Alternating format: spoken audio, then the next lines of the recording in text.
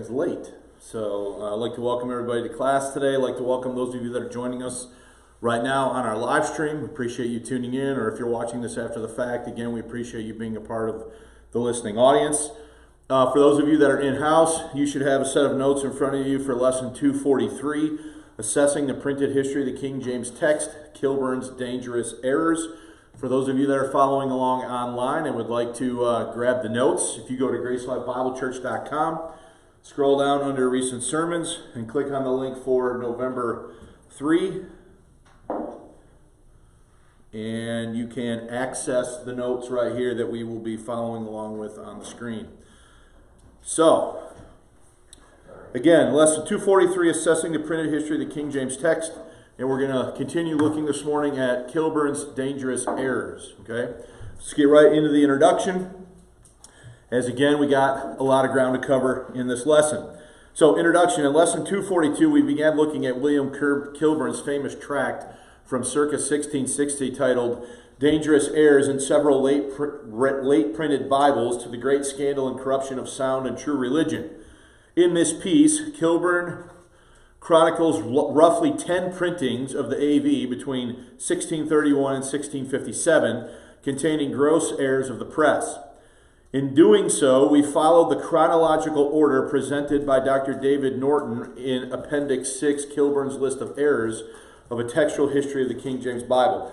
The reason I did that is because Kilburne himself is a little bit harder to follow his order because sometimes the language is a little bit confusing, and so I just elected to set things up in the chronological order as presented in Norton's appendix, okay? Just as a way to more easily go through the material. So having looked at 7 of these printings, so of the 10 that Kilburne notes between 1631 and 1657 in Dangerous Errors, we looked at about 7 of them in the previous lesson, all right? We will now consider the final 3 in Kilburne's list, as well as his closing arguments/requests, and where possible, we will insert screenshots of the different readings noted by Kilburne. So we are able to grab screenshots of a couple of them, not all of them, okay? So let's get then into our main point, which is really a continuation from last week, and that is Kilburne's Dangerous Errors, and we're picking up the chronological order in 1656, an edition printed by Hills and Field. It was printed at London, and it is a duodecimo edition in size, and it is believed, though not confirmed, that this is Herbert's catalog number H660, okay? So let's get into, now this is a little bit of a long entry. So if you look at my point here, this edition, the one we just mentioned there from 1656, Hills and Field, constitutes one of Kilburne's most lengthy discussions. Now, this is distorting because I'm connected wirelessly, so there we go, okay? So this is one of his longer discussions. Of the 10 that he discusses, this one is one of the more lengthy ones, all right? So let's just try to at least get a sense of what it is that he has to say about this particular printing. In a Bible in 12, that's duodecimo volume, printed at London by Hen, Hills, and I Field. That's John Field. That's the way that would be a J. In Anno 1656, corrected by Mr. Robinson, a Scottish rabbi, and published in an advertisement in, now help me out with this pronunciation, Mercurius Politicus, right? 6 November 1656, okay? So let's make sure we understand what's going on. So Hills and Field published this volume in 1656, okay? Subsequent to that, or around the same time, there's an advertisement that is published in a document in a periodical, Mercurius Politicus, and it's dated the 6th November 1656, to be incomparable. So in other words, they are saying in this advertisement that this particular printing is like the superior printing. It's incomparable, right? And they're going to make some specific arguments, okay, for how they come about this. And in truth, I think he was not deceived, though indeed he abused the Commonwealth, for I am confident if the number of the impressions was, as I am informed, 20,000, there are as many faults therein, verbal, literal, and in the difference of the italic words, to the great corruption of the text. So he's saying that he's heard there were 20,000 of these printed, right? And then he says that he thinks there are about the same number of what? Mistakes and errors, all right? And what kind of errors is he talking about? Faults therein, verbal, literal, and in the difference of the italic words, to the great corruption of the text, and in false points of distinction, so that besides the base paper, so what's he saying there? Cheap paper. He's saying it's an inferior edition, and printing, and abridgment, and perversion of the contents, and transposing and confounding of words, whereby it is very troublesome to be read, it is the worst of all the rest that are exposed to your view. So Kilburne is saying that of all the ones he's looked at, this one is what? The worst, okay? Now, let me see here how quickly, I should have had this opened already, and I intended to do that, but let me see how quickly I can find the advertisement, because I do have a copy of it in my Dropbox folder. So, just bear with me for 1 second. See if I can find it relatively quickly. While I'm looking for this, those of you who are on Facebook, I made a post yesterday about our ever-growing collection that Alex and I are assembling in a Dropbox file.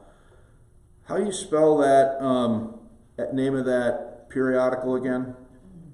Mercurius, M-E-R. M-E-R? M-E-R-C-U-R-I-U-S. Okay. Olympus.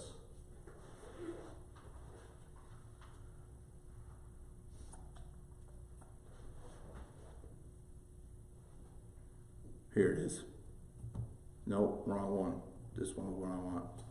Open Sesame. All right, here we go. Boom. All right. So this is an actual copy of it. Here's the periodical.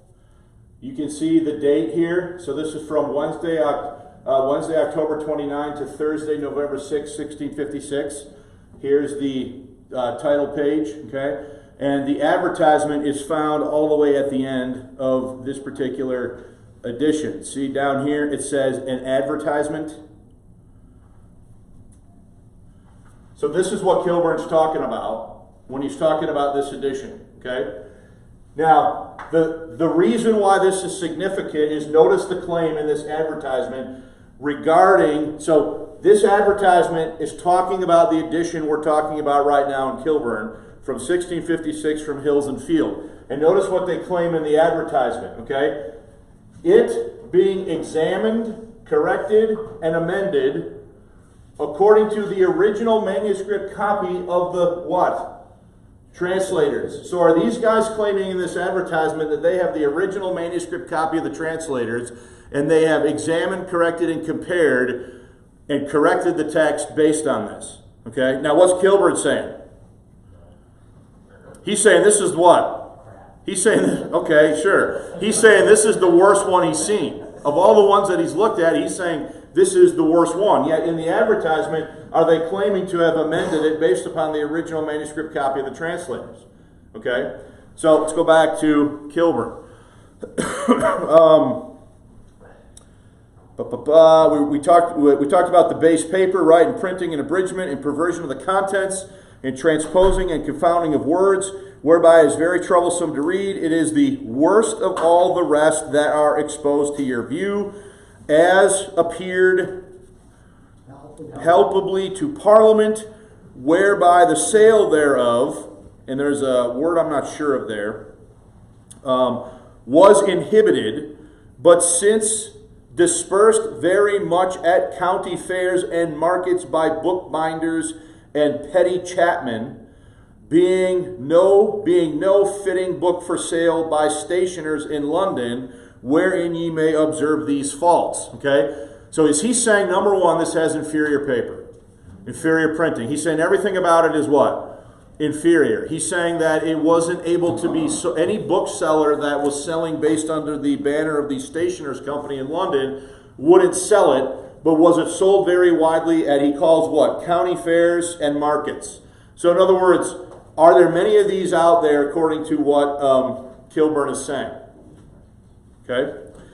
And then he's going to give a list of faults. Now, this could get a little bit tedious to read all of this. So I'm a little hesitant to read all this because it's just going to be kind of the same thing. But if you look at the paragraph at the bottom of page 1, so if you're following along online, this is where we are right here. Genesis 1:21, okay? So he lists out a bunch of stuff. So let's just look at the first one. We'll just look at a couple. Notice, cod for who? God. Is that obviously a typo? Yeah. I mean, I don't think they're calling God a fish, but it's a typo, right? And then he says, notice what he says about that, in so many places. And then he lists a bunch of them, okay? Then notice the next one and the first one on the next line. Abraham, before God changed his name from what? So in other words, this particular printing, is it calling Abraham before God changed his name when the text should read what? Abram, okay? So you can get a sense of some of these. In the contents, if you go to the second line from the bottom at the right, he's got errors in the contents kept for left. He's got at the end of that line, at the very end of page 1, delivered for divorced at the top page 2. So he's clearly listing out here a ton of different faults and errors in this particular edition. Let me see here. He talks about halfway through the next paragraph in on page 2. Notice what he says here. He's got this, this is the one I wanted to talk about. How many times have we talked about Job 4:6? A lot. It's been sort of a talking point, right, as an example of different things. Notice what he says right here about Job 4:6. He says, is not this thy fear, thy confidence, the uprightness of thy ways, and thy hope? For is not thy fear, thy confidence, and the uprightness of thy ways, thy hope? So, is it significantly sort of misordered? Okay? And notice that he says, is not thy fear, thy confidence? Oh, this is too funny to me. Notice that when he's identifying what he thinks is the correct reading, it doesn't have the word this in it. Which is interesting given the controversy with Georgia and Virginia. For those of you who don't know what I mean, I'm talking about two people who have been very critical of certain things that I've said. Okay? So, it's interesting that when Kilburne gives it, he's saying that the correct reading is the reading without the word what? This. Okay? So, notice what else he says there. And notice that he has, and thy hope, and notice he has thy hope still at the end. Not relocated to the middle of the verse. So everybody go to Job 4:6.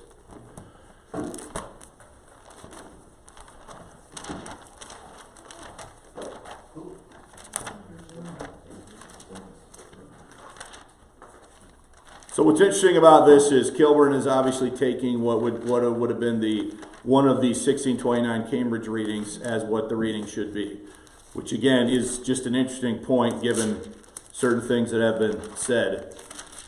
But look at Job 4:6 in your Bible. Is not this in italics, thy fear, thy confidence, thy hope, and the uprightness of thy ways? Now look at what Kilburne has there. Is not this thy fear, thy confidence, the uprightness of thy ways, and thy hope? Which he says is wrong, for is not this thy fear, thy confidence, and the uprightness of thy ways, thy hope? So what he says should be the correct reading is the reading that still has thy hope at the end and doesn't have the word this in it. Okay? Which is just a little bit of an interesting piece of trivia given other things that have been said. So you can work your way down through the rest of this list. Okay? If you look at this line here, he's talking about, let's just get the end of this. Okay? Is wholly left out in the prophets a great number of verbal faults and omissions, which I permit in the evangelists and other many egregious faults, visa, and then he starts listing a bunch of them here in the next paragraph related to the New Testament. Okay, Now, let's just see if we can pick up on a couple of these. He talks about nonsense readings here. He talks about errors in title of the law. So he's got one here. Title of the law versus what? Tittle. It's supposed to be tittle, but it says title. In John 3:17, for God sent his son, not his son, into the world. And notice how son is spelled S-O-U instead of son, S-O-N-E, which is the old spelling of son. He's got loves for loaves. He says there's growths, faults, and a dangerous corruption in, I'm assuming this is still John 18, verses 9 and verse 36. Visa, if my kingdom were of this word for world. So it's supposed to say, if my kingdom were of this what? World. This particular one reads word. Look at Acts 2:27. Because thou wilt not leave my owl in hell instead of what? Soul. Okay? So if you work your way down through this list, so there are clearly a lot of mistakes that Kilburne is identifying in this particular printing. Okay? So, anybody have any questions about that? What is ironic here, and this is going to come up again later on when we talk about this more directly, again, is the fact that this particular printing is claiming in this advertisement to have been examined, corrected, and amended according to the original manuscript copy. Yet it is, on its face, arguably one of the worst printings that Kilburne identifies from this time period. Okay? Now, before we move on, does anybody have any questions or comments? Examined, corrected by who? Yeah, it's a great question. They don't put the source of who did it. Who did it? So this is to me, this is an example of advertising and marketing in a periodical. So are they trying to give people the impression that that particular printing is the most accurate one they can get because it's been examined, corrected, and amended according to the original manuscript of the translators? Okay? Any questions about this before we go to the next one? So advertising in 1659 was pretty much the same as it is now. Yep. That's pretty much a legit takeaway, I would say. Sale is a sale. Sale's a sale, okay? So look at the next one, 1656. This is a Dutch one, again in duodecimal size. That's what the 12 means. Falsely titled Barker and Assigns of Bill, 1638. And again, this is H 529 through H 535. And Herbert gives further information about this notorious edition in, Herbert gives further information about this notorious edition, its varieties and misprints. So this one has a lot of different stuff going on. It was clearly published. So what? Now notice, don't get confused, okay? Notice he's got a date here, 1656, right? But the title page, as you'll see in a minute, is going to be dated from what? So he's saying this is a false edition. This is edition printed in the Netherlands with a false title page on it, saying it's coming from London from 1638. Okay, that's what he's saying. Is everybody following that? Okay, don't get confused by the dates there. So we touched upon this edition in lesson 241 when we discussed Michael Sparks' 4-page tract from 1641 titled Scintilla, which sheds light on the inflated price of books during the early 1640s. Please note that we have inserted screenshots of the readings and questions cited by Kilburne. So let's look at what he says at the bottom of page 2. Moreover, during the time of the late Parliament, now let me explain that. That would be a reference to Parliament during the reign of Cromwell, during the English Civil War. When he says late Parliament, that's what he's talking about, okay? Great numbers of Bibles in a large 12 or duodecimal volume were imported from Holland in 1656 with this false title imprinted at London by Rob Barker anno 1638, wherein Mr. Kiffin and Mr. Hills cannot be excused, if reports are true, being contrary to the several acts of Parliament 20 September 1649 and 7 January 1652 for the regulating of printing. Okay, now go to top page 3. It's a little small in your notes. I've already showed this image once before, but let's just zoom in on this, okay? So here's what we're talking about. This is claiming to be done by Robert Barker, and it's claiming to be done here in what year? 1638. Now what Kilburne's saying is, this is a false printing originating in the Netherlands in 1656. Right, or 57, did I get it wrong? 56, okay? And he's saying these guys know it, and they didn't really do anything about it, is kind of what he's asserting there, okay? So let's zoom out here. And this is the rest of what he says, so I inserted that picture in there for your benefit. Wherein are so many notorious erratas, right? That's a Latin word for what? Errors. False English, nonsense, and corruptions, that in reading part of Genesis, I found 30 grand faults, as chapter 27:16, mouth of his neck for smooth of his neck. So I have a screenshot of that. This is from the reading in question. And of course, we want to not cooperate. There we go. So everybody grab that verse quick. Grab Genesis 27:16.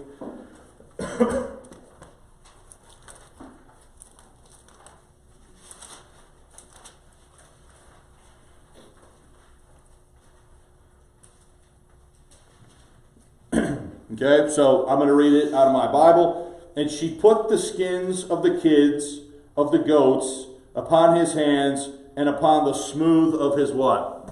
So here's the screenshot. And she put the skins of the kids of the goats upon his hands and upon the mouth of his neck. Is that a clear mistake? Yeah. That should say smooth of his what? Yeah. Neck, but it says mouth of his neck. You're in Genesis, right? Yes. Look at chapter 29, verse 13.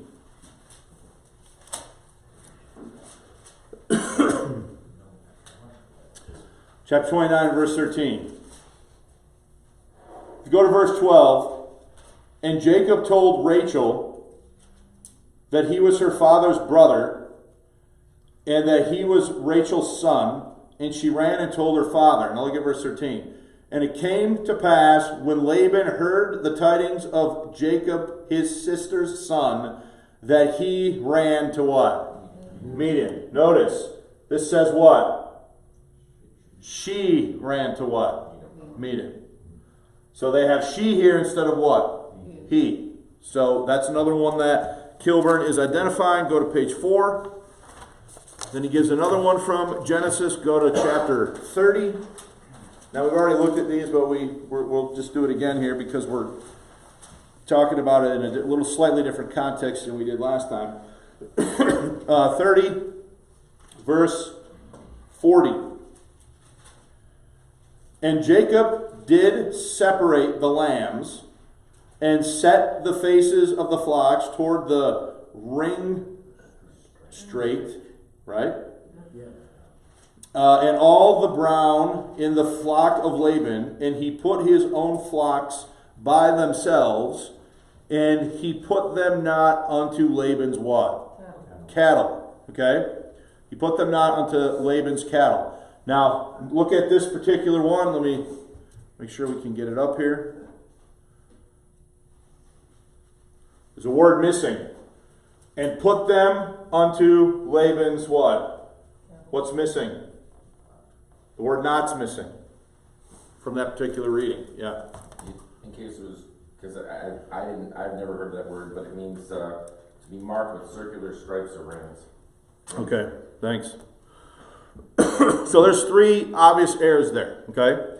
Then underneath the picture there, or the screenshot, it says, and in reading Ecclesiasticus, Canticles, and the first 27 chapters of Isaiah, I found almost 100 gross faults, which I did specify to the Parliament, and therefore omit them here. So in other words, has he already identified all of them? Well, he did in something he said to Parliament earlier, but is he going to reiterate all of them here?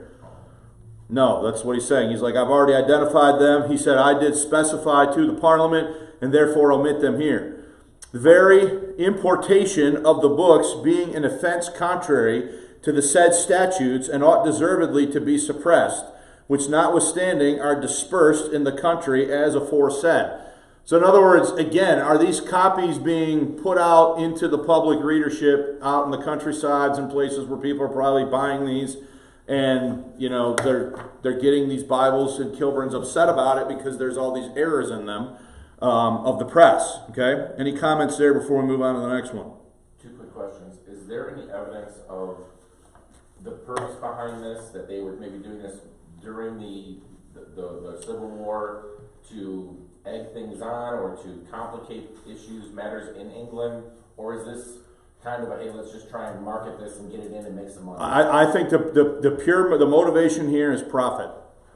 In the case of the one that we're talking about right now, it's printed on the continent and brought into the country for the sole purpose of making what? Money, in my opinion. It's an economic motivation. Okay? You might argue that they're trying to take advantage of a chaotic time in England's history where there's civil war going on and maybe people aren't paying as much attention as they should have or otherwise would have had things been more stable. And so they're opportunists. I think you can make that argument. But I think the main motivation for bringing these Bibles in from the continent is to make money. Because there is a big market here that people are trying to take advantage of. Remember, we talked about that before, and we saw that in today's money, we're talking about profits, clearing profits in this market of upwards of $2.4 million in today's money, which we talked about in a previous lesson. Okay? Any other? Were a lot of people back then illiterate? I would say, it's a good question. I don't know the exact number. Here's what I do know, that after the Protestant Reformation and the putting of the Bible into the language of the common man, literacy rates did begin to explode. So I would say that as you work your way through the 17th century, more and more people are being able to read. By the time that more people can read by the time you get to mid-century when Kilburne is writing this, as opposed to in 1611 when the King James first came off the press. I would say literacy rates are definitely higher 50 years later. Maybe they thought, well, these hicks can't be ignorant. I mean, I don't know if that's the calculation, but I would say that the fact that there's such a market and people want to buy them, I would view them as indicating that they can at least be able to read them. Yeah, if they're printed in English. If they're in English. If they didn't want people to understand it, they still printed it in Latin. So that common people couldn't. Yeah. All right, so any other questions about that one? And I think this is the last one in his piece. 1657, a field printing at Cambridge in octavo, and this is Herbert Catalog number 656. Kilburne states the following regarding this edition, quote, in another Minion Bible, that's how I would say that, right? Yeah. In 8 or octavo volume, printed by John Field at Cambridge, 1657, which feels very much and very dear, at least to For 8 shillings. 8 shillings, 6 denarius per book. So that's what he's saying that's selling for roughly. Okay, 8 shillings, 6 denarius per book. And then he gives an example here of a mistake. And I was able to get a screenshot of this because I have access to this edition. Notice he says, Psalm 143 verse 4, therefore is my spirit over, is wholly omitted, and many of them as I have seen. Okay, so everybody go get Psalm 143 in your Bible.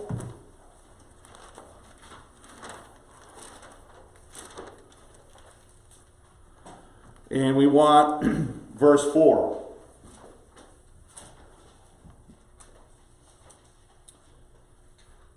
So notice what the verse should say. Therefore is my spirit what? Overwhelmed within me. My heart within me is desolate. Now let's look at the screenshot. There, so this is the bottom of a page. It just says there, and then it says overwhelmed within me. Sorry, it just says whelmed. You're right. There, whelmed within me. What's missing? That whole phrase, the majority of that phrase, so it's got there, but it doesn't even have therefore, it just says what? There. Then you come down to the next line, okay? And so the for of therefore is missing, is my spirit over. Over is missing from what? The word overwhelmed. So you're missing what? Half a word, 1, 2, 3 full words, and another half a word. So 4 full words are missing from this printing. And you can see that here documented from the screenshot from this particular edition. Okay? And then he ends this and he says, and there are many other faults, as I am well informed, of very great notoriety. And that sort of brings us then to an end of him listing his 10 editions. So before we look at his conclusions, are there any questions? Which Bibles was he comparing us with? If he had the perfect one. Well, I would say he's comparing these against the Standard of Cambridge. I think that's clear when you look at, remember that earlier in this lesson we noted the one at Job 4:6? Mm-hmm. It's clear to me that he's looking at one of the Cambridge printings as his, if I'm judging just on that example, and I'm judging also by what he says about Cambridge printings, so we can look at that too. Just give me a second here. And we want dangerous errors.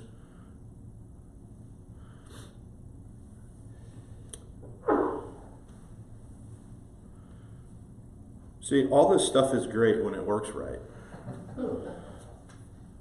So, right here. Notice what he says here, Amy. He's talking about a lot of different stuff.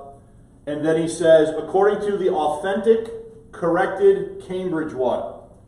Bible, revised mandato regio, which means by the king's mandate, which he can't, I don't think he can prove that, but anyway, by the learned Dr. Ward, Dr. Goad of Headley, Mr. Boyce, Mr. Mead, and printed by the elaborate industry of Thomas Buck, Esquire, and Mr. Roger Daniel in folio. And so he's talking here about which edition? So it's clear when you read Kilburne's Dangerous Errors that he takes the Cambridge printings as what? As the standard that he's judging all of these other things by. Does that make sense? Now what is interesting to me is just a point here. He says the 1638 Cambridge Folio is the one he mentions. In the case of Job 4:6, he's not giving the reading from the 1638 Cambridge as the standard reading. He's actually giving it from the 1629 Cambridge as the standard reading. Okay? So even in this, you have to kind of be like, okay, well, but I do think he views Cambridge as the standard. So that part seems clear. Okay? Any questions about that? Were these scholars that are heading these different time periods up, were these starting off kind of dream team and then sort of fizzling out the third string, or oh yeah, when you I can't remember if it was last week or the week before, we looked at that, and one of the complaints by Archbishop Laud is that instead of learned men doing the typesetting and the proofreading, it's a bunch of boys. And when you look at the nature of the mistakes, you know,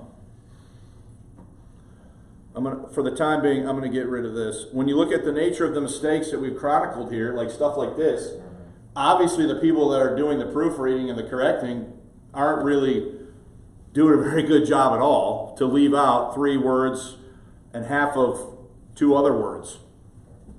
Okay? All right, so any other questions? All right, it's bottom of page 4. Kilburne concludes his dangerous errors as follows. Having thus represented the premises to your ocular demonstration, so in other words, before your what? Own eyes, right? And considering the curse pronounced, Revelation 22 verses 18 and 19, and other texts of Scripture to that purpose, and also that the pious and Orthodox ministers do generally complain against the said erroneous Bibles, I submit the whole matter to you, praying God to inflame your hearts with a fervent love of the truth and confirm you in the true faith of Christianity, and that it will graciously please His divine majesty of His infinite goodness and mercy to bless this commonwealth with the like disposition of His blessed word in our own proper dialect and speech, as it is in the original idioms, by zeal and patronage of His Highness and the Parliament. So is Kilburne clearly appealing to the King and to Parliament to fix this and to clean up the Bible printing industry? Now, if I'm reading that wrong, somebody tell me. Is that the understanding you guys are getting? Okay? Next line. And from the private, this is a hard word, emolument. So I do have I've looked this up. In the OED, it means advantage, benefit, comfort. That's an obsolete word now, okay? However, great soever, the Scriptures may not be hereafter carelessly and erroneously what? So is he wanting this to be cleaned up? And is he appealing to the Parliament and to the King to make sure it happens? Okay? Whereby to save the charges of good correction and printing, as may be plainly proved by such Bibles, which have been printed in late years, or else, as is pretended, the prophet will not countervail the charge. So I take that to mean that they need to prioritize accurate printing over making what? Money. Profit and money. So I think that speaks to a question you asked me a moment ago, okay? For, as it is credibly reported, Mr. Hills and Mr. Field, now here it is, have several times affirmed that they are engaged to pay £500 per annum, that's £500 per what? Per year, to some whose names out of respect to them I forbear to mention, over and above £100 per annum to Mr. Marchemont Nedham and his wife, out of the profits of the sale of their Bibles, deriding, insulting, and triumphing over others of the printing mystery, right? Out of their confidence in their great friends and purse, as is said, as if they were lawless and free, notwithstanding the truth of the premises and the other grand enormities often committed by them, both from offense and punishment, to the great dishonor of the Commonwealth in general, and damage of many private persons in particular. Now, that's a long-winded way of essentially saying what? These guys have gotten away with all this stuff, and they haven't been what? Punished for it. That's essentially what I understand him to be saying. It is a little difficult to gather, but if anyone sees it different, I'd be happy to hear your point.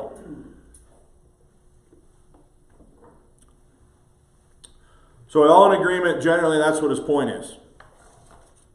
That these people of privilege have basically gotten away with murder on printing terrible texts. That's, in a nutshell, what I understand. Mike, do you see it that way or not? Yeah. Okay. So, next paragraph. For redress of which inconvenience, and for that I am informed by a gentleman of eminence, that upon his own reading of one of their late printed Bibles, he hath noted and observed above 6,000 faults therein. So in other words, there's 6,000 what? So these guys, have they been making all this money, particularly Hills and Field, who he mentions by name, and no one's really done anything about it, according to what Kilburne is arguing here. Now what? Now he gets into a proposal. I humbly propose, out of my unfeigned respect to the public good. So he's saying, he's making his argument appealing to the public good of the people of England that this can't what? That this can't continue. Okay? That the future printing of Bibles may neither be solely appropriated to Mr. Hills and Mr. Field on pretense that of their purchasing the translated copy made in the year 1611. Now, when he references that, what is he talking about? He's talking about this advertisement and the fact that these two guys have claimed that they have examined, corrected, and amended the text based upon the original manuscript copy of who? The translators. So Kilburne is saying these guys have made this claim.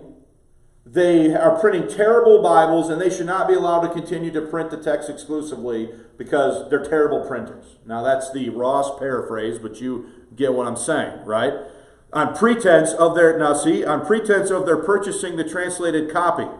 So, look at my bracket, referring to a 1656 advertisement claiming to have corrected and amended the AV text according to the original manuscript copy of the translators. And again, that's this line right here in the advertisement. Okay? So is Kilburne taking exception with that? Yeah. And then he says, and unduly entering it lately as their private copy and for their sole propriety in the stationer's register. So we'll talk more about that later. But are they saying and claiming that they have the original manuscript of the translators? Okay? For that is neither rational nor political that the state should be divested of the patronage and protection of the Word of God. So he's saying it is not rational or practical that these private persons should have the sole authority and the crown should not have custodial authority over the text. You following this? Now understand, what has happened in history? Has the crown fallen in disrepair, as it were, during the English Civil War when the Puritans take over the government, right? And so now what's happening when Kilburne writes this is there's a restoration of the monarchy happening after the Civil War, and he's appealing to the crown now that the crown will resume its custodial authority over the text. Because in the crown not having custodial authority over the text during the period of the Civil War, has the text fallen into significant disarray because of all the sloppy printing. Is everybody following what's going on here? Any questions? Okay? So, and unduly entering it lately as their private copy, and their sole, blah, blah, blah, we already got that. For it is neither rational nor political that the state should be divested of the patronage and protection of the Word of God, translated in English, primitively at their charge, and permitted to be printed only cum privilegio regali, which means with king's what? Permission. Now, was that the original situation before the English Civil War? It was. Remember, Cambridge only printed after they were given crown authority to print in 1629. Okay? Being the nation and common evidence of our religion, and like an Elsian, is that right? Yep. Elsian flower of supremacy, and that we should make our defense thereof by and under the private and personal title of Mr. Hills and Mr. Field and their assignees for perpetuity. So in other words, those guys that are claiming this in this advertisement and are then printing all these false editions, they should no longer be allowed to what? To do this. That's essentially what he's saying. Nor secondly, that Bible printing may be left again so loosely and irregularly as of late years it was, and is now in design and project again, to the liberty of any persons free of the stationer's company. So in other words, anyone outside of the company of stationers should not be allowed to what? To print. Now why would that be? Did the company of stationers at least have some standards when it came to printing? Okay? It's kind of like a guild for printers, if you will. Okay? It's not quite what we would identify as a union today, but it's a similar earlier concept of that. It's a control thing for quality and other things, right? Now watch.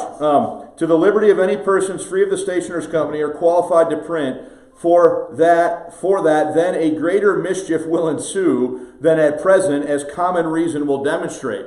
So in other words, if you don't limit this to people who are printing under the authority of the stationer's company, is this mischief with the text going to continue?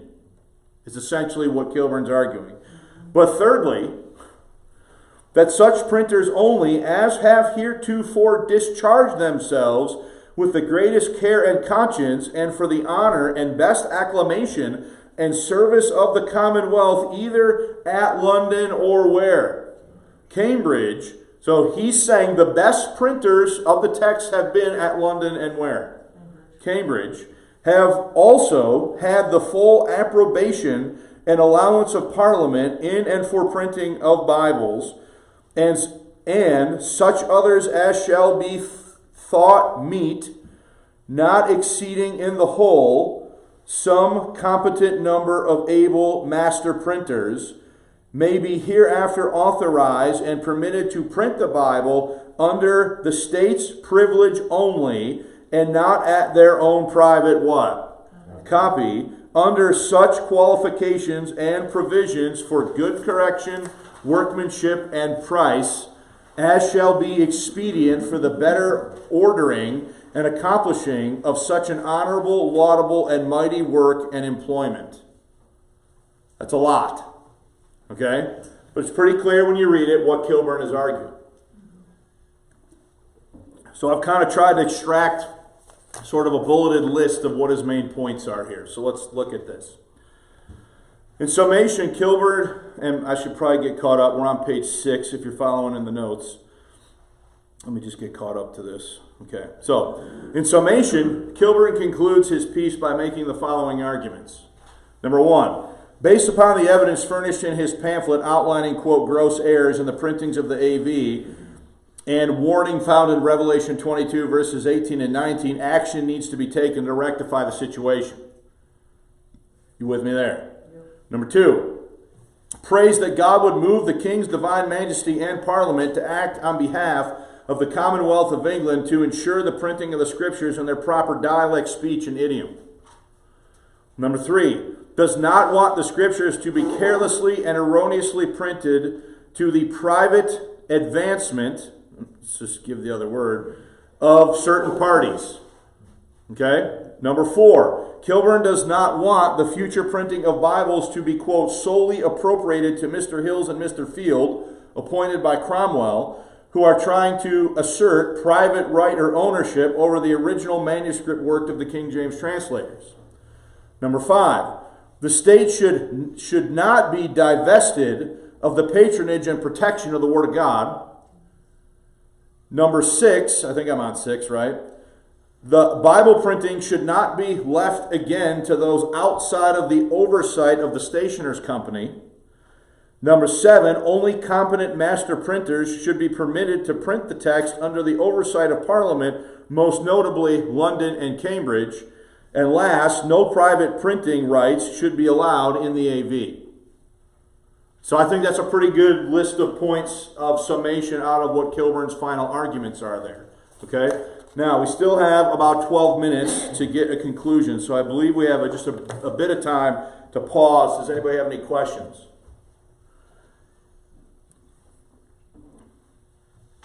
Now, I'm just going to say this, and you guys can respond if you want.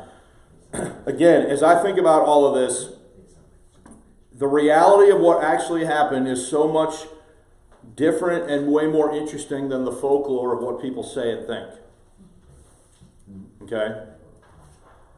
People say and have all these romantic ideas about how this stuff all went down. And I don't mean romantic in the sense of romantic love. I mean in the sense of like nostalgic.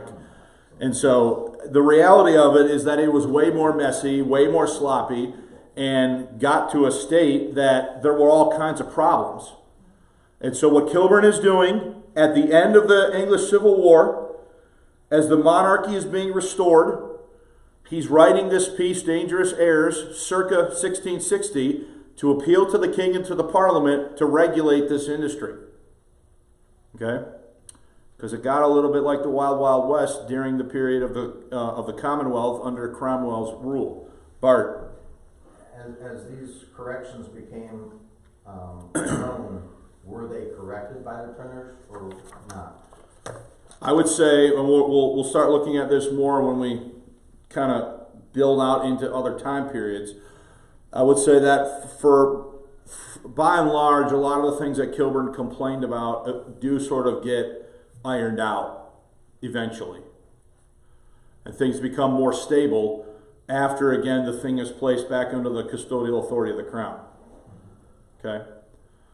All right, any other comments? Well, so Mark's point about the correction, I mean, that brings up, like you said, that nostalgia or that romance, even about printer errors, that some people will even claim that these are inspired by God too. Well, then why would God inspire a printer error that then he would inspire it to be corrected? Right. Yeah, there's a lot of stuff that is said that just doesn't make logical sense, I think is your point, right? So to that point, let's look at the conclusion and see what we think, okay? Conclusion.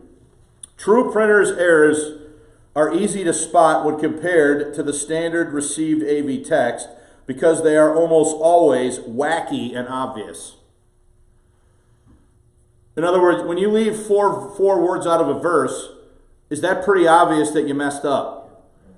When you do some of the things that we've observed just in this lesson, are they pretty obvious? Okay, look at the next sentence. In contrast, editorial changes are measured, and I should say, let's add the word here, and generally serve to improve the text. In other words, they make it what? They make it better in some way. They smooth something out. They're obviously of a different nature and character than a true printer's error is what I'm saying here, okay? Most of the textual differences in the printed history of the text are clearly the result of printer errors. Most of them are printer errors, okay? There are also, however, editorial changes that do not meet the definition of a printer's error.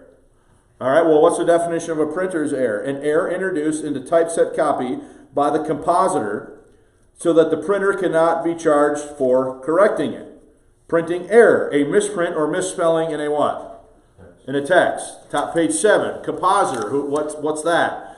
Is the person who sets the text or type for printing, in contrast to an author's alteration.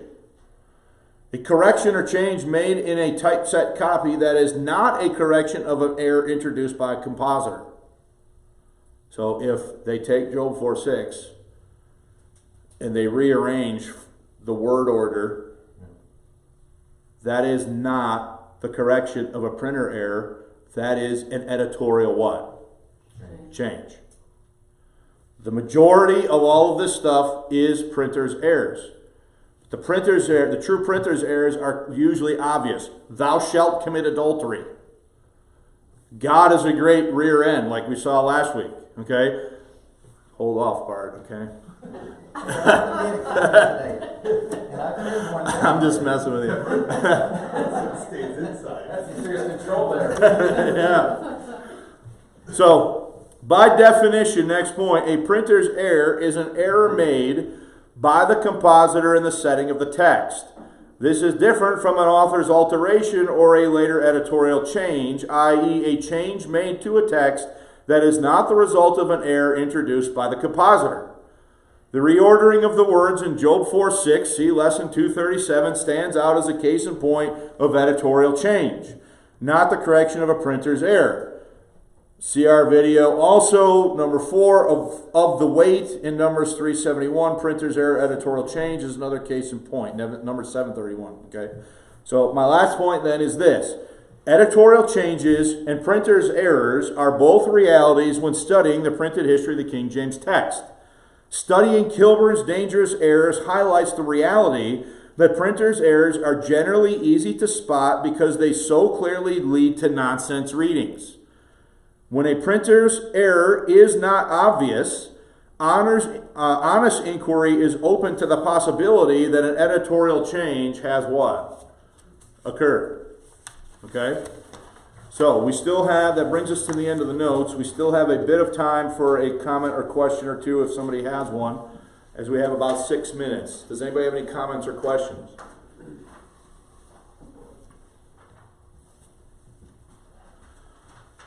We don't know if any of these printers went out of business as a result of Kilburne or just the realization of all these errors. Well, the short answer is no. Although I get hills and field confused a little bit. One of them is going to reinvent himself after the restoration of the monarchy and sort of clean up his reputation from being sort of a sloppy printer to being much more meticulous and accurate as a result. So I would say that Kilburne did have an impact on what happened after the monarchy was restored in 1660. And that's kind of what we're going to look at next time, is sort of, okay, what happened sort of as a result of all this, and what is the state of the text? What can we conclude then about the state of the text by the restoration in 1660? Okay? So, any other comments or questions? So back before the Civil War, when Cambridge and London were basically the only guys who had rights to print it, we saw there was errors or differences between those two printing houses, and things had gotten, because of the monopoly, basically they were getting away with doing some of this stuff, confiscating Bibles, reselling them as their own, even though they were full of errors. And then now in the Civil War, it's gotten bad to where anybody's printing it and it's getting errors. So I think it's a good point on Kilburne to point out that he's calling for neither a monopoly nor a free market. So he's calling for more than just Cambridge and London to be allowed to print, so that they can correct each other and compete, but not a full free market competition. Yeah, so his parameters, it seems to me, would be, number one, they have Crown authority. Number two, they're within the Company of Stationers jurisdiction. And number three, they're, for lack of a better way of putting it, certified master printers. So that could include more people than just London and Cambridge. The only other thing I would add to what you just said is that in 1633, Edinburgh starts printing. And so then they add, Edinburgh seems to be somewhat of a hybrid then between London and Cambridge. And so even when it was just a monopoly, there were some issues. But when the monopoly lapsed, if you will, during the period of Civil War, things got much worse. And so the way I take Kilburne is he's trying to call everybody back to attention that something needs to be done about this, and then he does make specific proposals for how he would see that shaking out. So yeah, that's a good point. Anybody else? On page 5, your references to the 500 pounds per year for some people and 100 pounds for the him and his wife, were those nice ways of saying bribes or payoffs? I don't understand all the details of why these people are being paid. That's what I was wondering. But yes, those are definitely referring to some sort of, Let's keep it quiet and keep going. Don't tell anyone. Yeah. Okay, that's what I was. See Alex's comment or not? I did not. I can't see any. He asked, when and where do you think the folklore began to develop? And I would assume post-RV and the onset of the MVs, mod versions. Oh, I would definitely say that a lot of the folklore starts to develop concurrent to a lot of modern King James only argumentation. Because even the guy that everyone wants to point to, Reagan, we talked about his piece before, he just relies on Scrivener. He never goes back and looks at any of this stuff, which is why what Alex and I are doing in my mind is so important, because we're actually collecting the printings so we can actually look at them. So when I include I'm including as many screenshots as I can, right? So next week, with Alex's help, since he's listening, I'm going to be able to take some stuff by Norton, show you text, and then insert images into that text of exactly what Norton's talking about, so that you don't just have to take Norton's word for it. So I would think that a lot of that narrative develops as part of King James only talking points. Did he say anything else?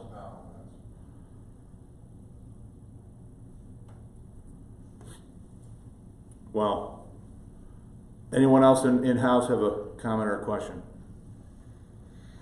Is this partly why many of the original text, purists or, 1611 or die kind of comments, are those primarily then based on following a single person like,